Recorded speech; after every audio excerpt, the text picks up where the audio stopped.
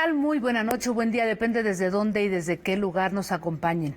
Como cada jueves ponemos en la mesa de debate temas, historias, investigaciones que son objeto de polémica, discusión, pero sobre todo de interés público.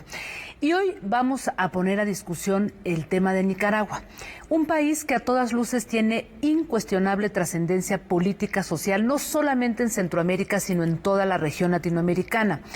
En ese país gobierna desde hace ya casi 5 años un hombre que, después de haber salvado a su país de la dictadura de la familia Somoza, hoy ha decidido permanecer en el poder a toda costa con el apoyo de su esposa.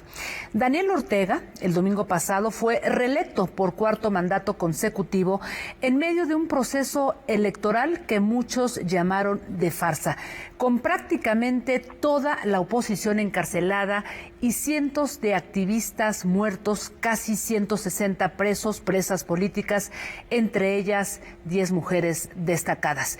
En fin, una situación muy delicada y peligrosa la que se vive hoy en Nicaragua. Así es que, por lo mismo, agradezco enormemente a quien hoy nos acompaña desde allá, María Teresa Blandón, activista feminista. Muchísimas gracias, María Teresa, bienvenida. Gracias a vos. Muchas gracias y bueno, pues también agradezco muchísimo la presencia de otra destacadísima mujer cineasta, también nicaragüense española, Mercedes Moncada. ¿Cómo estás, Mercedes? Un placer saludarte, gracias. Hola, muchas gracias por invitarme y por mirar hacia Nicaragua ahora. Así es, pues cómo no vamos a mirarla, ¿no? Si decía yo, sin duda, creo que pues tiene una trascendencia política, social en muchos sentidos y hoy pues justamente vamos a conversar sobre ello. Así es que déjame empezar contigo, María Teresa, si me permites, para que nos cuentes y nos pongas en contexto qué sucedió, cómo se vivió este domingo electoral en Nicaragua. Bueno, muchas gracias. Brevemente tendría que decir que la situación de las elecciones o de las votaciones, como le hemos llamado, pues ya había sido, digamos, orquestada desde meses antes, en las que el régimen Ortega Murillo eligió a un consejo electoral bajo su total control, es decir, integrado por militantes afiliados a su partido, fieles al régimen, y una reforma electoral que le da muchísimo más poder, digamos, al gobierno, ¿no? Controla todos los hilos, todo el entramado electoral. Y evidentemente también tenemos que decir que fueron, digamos, ilegalizados 3 partidos políticos, 2 de los cuales se presentaban como posibles vehículos electorales para la oposición nicaragüense.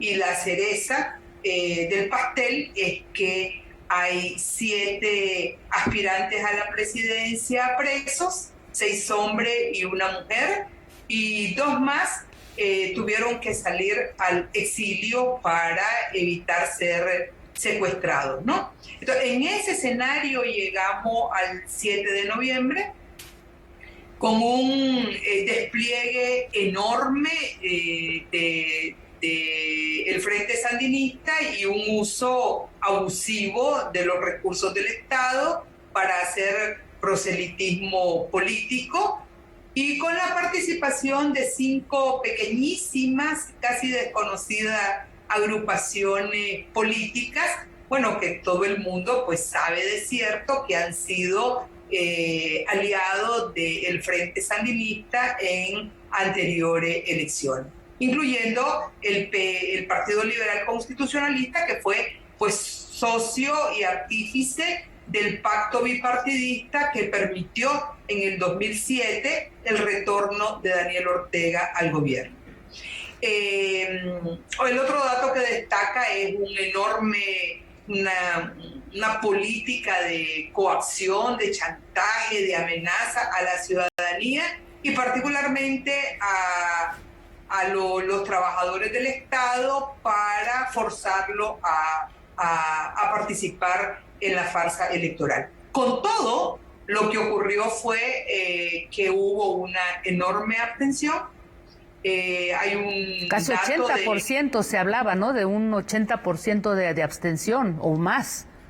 81 como media nacional, como promedio, 81% de abstención, lo cual era manifiesto, porque a pesar de que clausuraron alrededor de 1.300 juntas receptoras de votos para concentrar, digamos, los centros de votaciones, pues era manifiesto que esos centros estaban desérticos, pues que fue muy poca la gente que fue a votar y que, lo que ganó es esa monumental abstención, que por supuesto tiene un mensaje muy claro, lo cual coincide con una encuesta que una semana antes de las elecciones hizo una empresa, digamos, independiente, que decía que el 78% de los encuestados no creía que estas elecciones iban a ser legítimas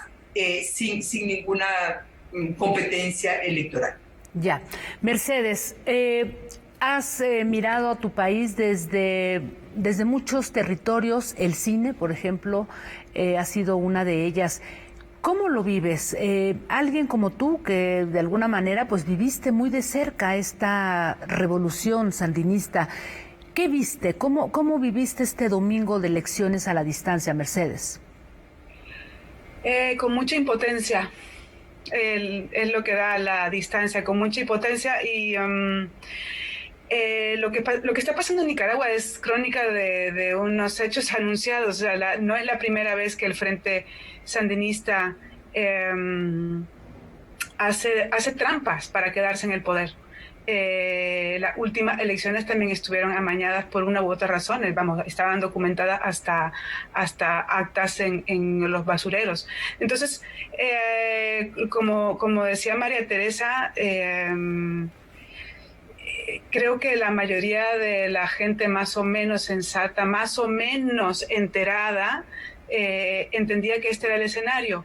Para mí la pregunta estaba en qué es lo que pasa con el exterior, qué tanta atención tienen a Nicaragua, porque es que realmente no hace falta tener demasiada atención para darse cuenta que estas elecciones no llevaban dentro de sí la capacidad real de elegir.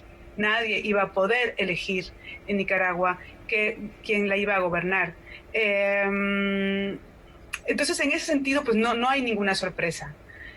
Lo que era la pregunta es qué van a hacer la gente que está afuera, qué tanto importa, qué tanto los gobiernos iban a ser valientes, claros y posicionarse no desde una óptica discursiva, ideológica, sino desde los derechos humanos, desde los derechos de los nicaragüenses, desde la atención al dolor que está sufriendo la gente adentro, que tanto nos va a importar afuera que toda esa gente esté presa todavía, que hayan sido amañadas con tal lujo de violencia, y luego que cómo vamos a reaccionar ante toda esta ilegalidad y violencia por quedarse en el poder. Entonces, yo cómo lo vivo, con impotencia, incertidumbre,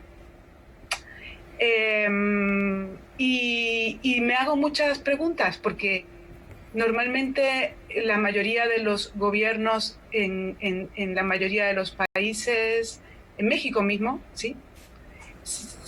Pensamos que unas elecciones son una posibilidad real de cambiar el destino, de mejorar el país. Es una de las posibilidades de vivir nuestra ciudadanía.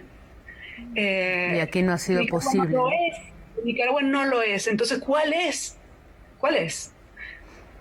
Así es. Y mira, acabas de poner perdón que te interrumpa, porque acabas de poner un tema sobre la mesa muy importante. Dices, me pregunto qué se va a hacer afuera. ¿Cuál es la posición de la comunidad latinoamericana, de otros países? Pero justo aquí es en donde empieza a haber una serie de preguntas y de temas que que se vuelven pues como complejos, ¿no? Porque vimos a varios presidentes que de alguna manera pues fijaron posturas, ¿no? Y hoy, y ahí le preguntaría yo a María Teresa Blandón, escuchábamos que ya concretamente Estados Unidos, ¿no? O sea, el presidente Joe Biden concreta esta ley Renacer, ¿no? Que se venía ya trabajando en Nicaragua desde hace algún tiempo. Pero la gran pregunta, la gran inquietud, y más allá de falsas posturas, tiene que ver con ese fantasma del intervencionismo. ¿Hasta dónde manejar y tejer fino ahí, María Teresa? Bueno, esto es realmente un debate muy interesante. Por razones históricas, el antiimperialismo en contra de los Estados Unidos está más que justificado en Nicaragua porque tenemos una historia de intervención, ¿no? Que todavía están, digamos, muy fuertes en la memoria colectiva. De hecho, en los años 80 sabemos claramente que parte del fracaso de la revolución sandinista está vinculado con la intervención norteamericana y con el apoyo a la contrarrevolución. El tema es que ahora estamos hablando de un escenario distinto. Primero, no tenemos revolución que defender, y esto me parece muy, muy importante tenerlo claro. Esto no es el discurso de los guerrilleros que querían vivir como los santos en la década de los 80. Ahora estamos hablando de un gobierno que es neoliberal y que sus principales aliados internos pues, es el gran capital, y que se sostuvieron en el poder y mantuvieron esa estabilidad macroeconómica porque hicieron un pacto de intereses compartidos con el gran capital y porque aceptaron políticas extractivistas. No solo las aceptaron, las promovieron, y porque aceptaron que su principal oferta al gran capital era la mano de obra barata. Es decir, aceptaron los términos neoliberales. Esto es una primera cosa. La otra cosa es que a pesar de la retórica oficial, pues Estados Unidos no ha intervenido en Nicaragua de manera abusiva. De hecho, todos estos años Nicaragua ha sido uno de los principales colaboradores del gobierno de los Estados Unidos en lo que toca a la contención del narcotráfico y de la migración. De hecho, el Comando Sur de los Estados Unidos ha alabado el buen trabajo que ha hecho el ejército, digamos, de Nicaragua. Es decir, no hay tal confrontación. Ese discurso que era propio, digamos, de la Guerra Fría y tal, no existe más. Ya. Y no hay tal amenaza de invasión o de intervención del gobierno de los Estados Unidos en los asuntos internos de Nicaragua. La ley Renacer está directamente vinculada con la demanda de hacer reformas electorales que permitieran unas elecciones libres y transparentes. Muy bien, María Teresa, pues no hay revolución que defender en este momento. Me quedo con esta frase bastante fuerte, contundente, para hacer una brevísima pausa y quiero regresar, pues justamente a hablar de eso contigo, Mercedes Moncada. Volvemos, estamos hablando de Nicaragua y el pasado proceso electoral que se vivió en ese país. No se vayan.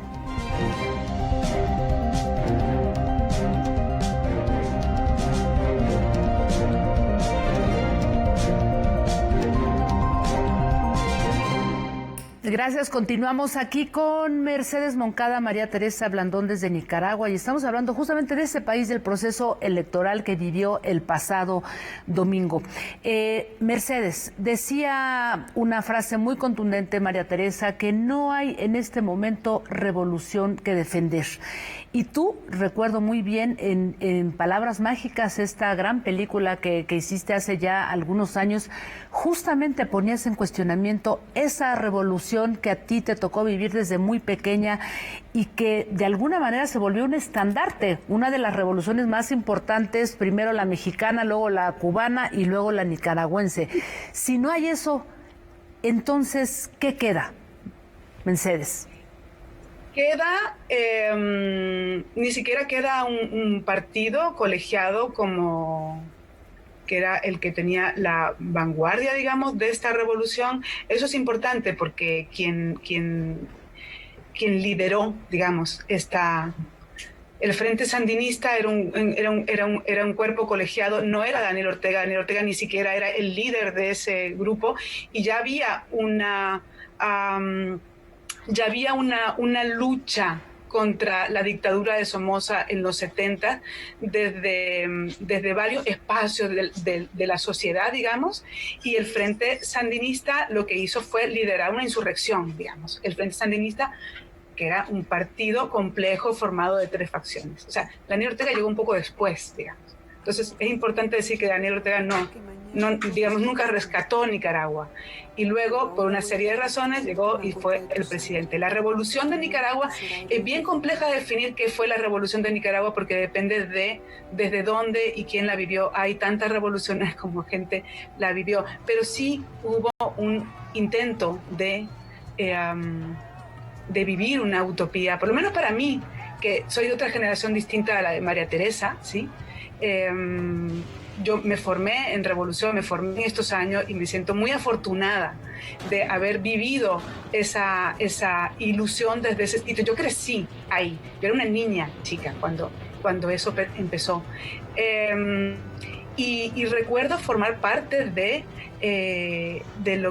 la construcción, sentirme parte de la construcción de un mundo mejor. Son palabras mayores, ¿eh? Eso de verdad es muy fuerte. Sí. Cuando terminó digamos, la revolución, cuando terminó ese periodo del poder que terminó con unas elecciones que ganó Violeta Barrios, de la oposición, digamos que agrupó a la oposición, digamos que puede ser que en ese momento en el Frente Sandinista empezó a haber discusiones internas acerca de qué estaba pasando. Estaban pasando muchas cosas. Por una parte había un desgaste real por una guerra compleja, porque por una parte fue una guerra de intervención, por otra parte también era a la vez una guerra civil. Era una guerra bastante compleja de entender, pero por otra parte algo estaba pasando dentro del Frente Sandinista, ¿sí? Donde ya se veían mucho verticalismo, había corrupción adentro, luego llegó todo este proceso que era la piñata, que fue un gran pacto de corrupción donde el Estado fue adelgazado, digamos, ¿no? Y cosas que fueron cedidas a personajes de la revolución y gente que no estaba en la revolución también, digamos, que no era parte del Frente Sandinista. Y hubo como muchos pactos ahí. Bueno, cuando empezaron esas discusiones a lo interno, pues ganó uno de los grupos, ¿sí? Y hubo una parte del Frente Sandinista que también participó de esta toma del poder contra la dictadura, que marcó todo el principio de este proceso.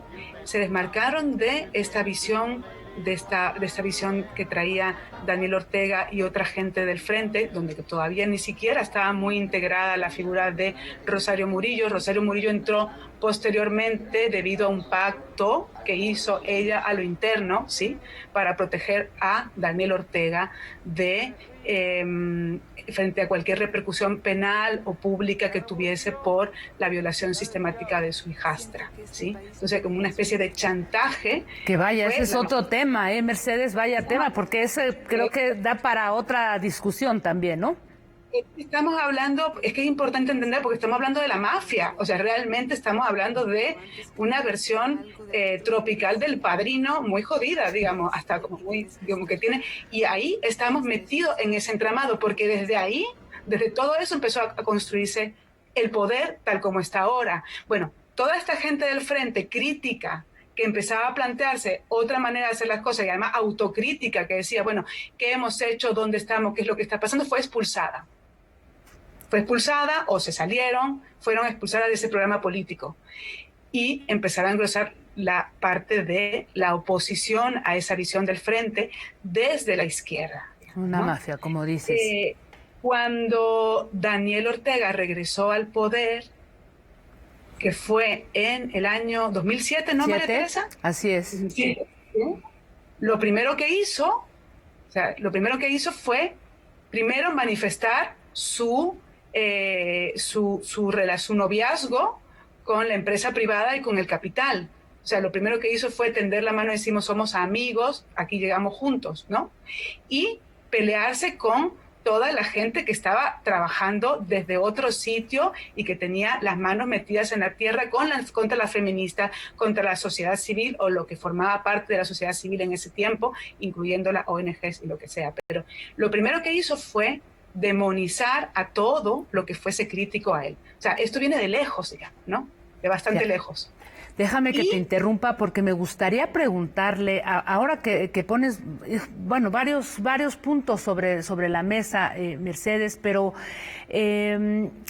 ¿qué sigue, María Teresa? ¿Cómo están viviendo este día a día? Porque además hay que decir que esto, bueno, no empezó ahora, viene sobre todo, bueno, con más fuerza desde el 2018, todas estas manifestaciones en donde se volcaron cientos de jóvenes a las calles, pero ¿qué sigue, no?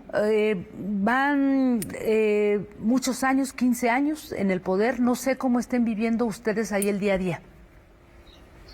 Bueno, el día a día de la gente en general es muy difícil porque se combinan varias crisis en este país.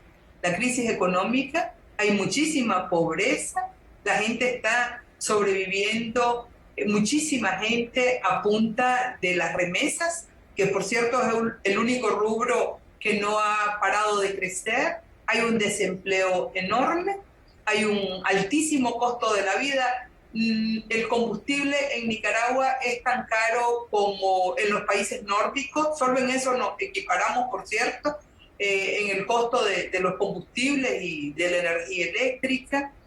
Hay una crisis sanitaria porque el COVID ha hecho estragos en Nicaragua, y el manejo de la pandemia ha sido muy errática, y hay una crisis de derechos humanos. Entonces hay censura, hay temor, la gente tiene mucho miedo de opinar, y del lado de la sociedad civil hay, digamos, una